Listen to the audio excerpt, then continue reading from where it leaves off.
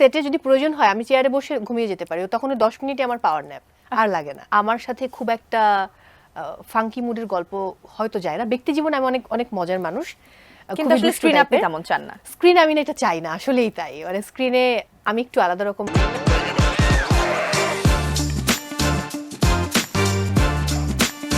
আমাদের life, so আমরা কিভাবে লাইফটাকে লিড করব, আর ক্যামেরার পেছন থেকে অনেক কিছু বলা যায়।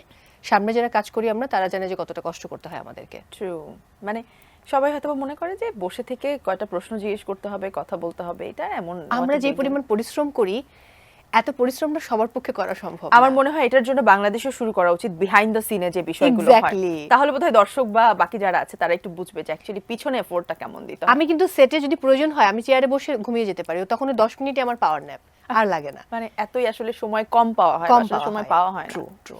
আচ্ছা, ওয়ে ফিল্মে কাজ করা হয়েছে, ত্রিভুজে কাজ করা হয়েছে, আমরা দেখেছি অন্যরকম একটা গল্প ছিল, এবং আমরা আশাও করি যারা আসলে এই ধরনের কাজ করেন তারা খুব সিলেক্টিভ কাজ করেন।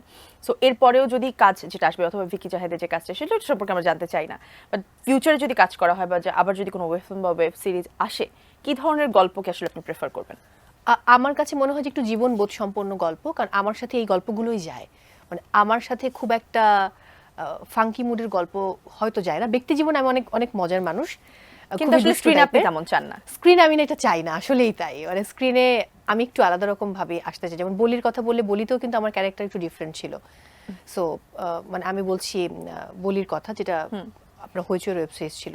সো আমার কাছে মনে হয় যে একটু একটু চ্যালেঞ্জিং, যেটা করতে আমার একটু বেগ পেতে হবে, বাট আমি ওটা করতে চাই, ওই রকম কোনো ক্যারেক্টার আমি আসলে চাই।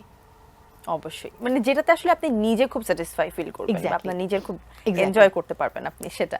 সো 2014 সালে আপনি মাইম শুরু করেছেন, বিশ্বের বিভিন্ন দেশে আপনাকে মূকাভিনয় করতে হয়েছে। তো মাইম করতে আসলে কতটুকু ভালো লাগে, উপস্থাপনার সাথে যদি আমরা কম্পেয়ার করি?